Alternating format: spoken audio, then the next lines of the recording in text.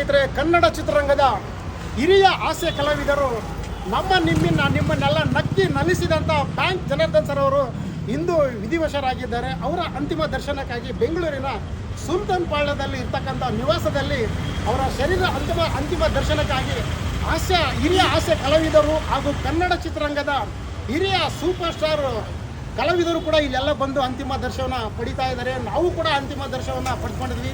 Bank Janardhan sir ಅವರು 1949ರಲ್ಲಿ ಚಿತ್ರದುರ್ಗದ ಹೊಳಲ್ಕೆರೆಯಲ್ಲಿ ಅವರು ಜನಿಸ್ತಾರೆ. ನಂತರ 1982ನೇ ಇಸ್ವಿನಲ್ಲಿ ವಿಷ್ಣುವರ್ಧನ್ ಸರ್ ಅವರು ಅಭಿನಯಿಸಿದ ಊರಿಗೂ ಉಪಕಾರಿ ಚಿತ್ರದಲ್ಲಿ ಅವರು ಪ್ರಪ್ರಥಮವಾಗಿ ಬ್ಯಾಂಕ್ ಜನಾರ್ದನ್ ಸರ್ ಅವರು ಆ ಚಿತ್ರದಲ್ಲಿ ನಟಿಸ್ತಾರೆ. ನಂತರ 1985ರಲ್ಲಿ ಕನ್ನಡ ಚಿತ್ರ ಅಂದರೆ ಪೀತಾಮಹ ಚಿತ್ರದಲ್ಲೂ ಕೂಡ ಅವರು ಪೋಷಕ ಪಾತ್ರರಾಗಿ ಅಭಿನಯಿಸ್ತಾರೆ. ಅಲ್ಲಿಂದ ಇಲ್ಲಿವರೆಗೂ ಬ್ಯಾಂಕ್ ಜನಾರ್ದನ್ ಸರ್ ಅವರು ಸರಿಸುಮಾರು 860 ಚಿತ್ರಗಳಲ್ಲಿ ಅವರು ನಟಿಸಿ ನಮ್ಮ ಕನ್ನಡ ಜನತೆಗೆ ನಕ್ಕಿ ನಲಿಸಿದ್ದು ಹಾಸ್ಯ ಕಲಾವಿದರಾಗಿ ಅವರು ಇಂದು ವಿಧಿವಶರಾಗಿ ನಮ್ಮ ನಾಡಿಗೆ ತುಂಬಲಾರದ ನಷ್ಟ ಆಗಿದೆ.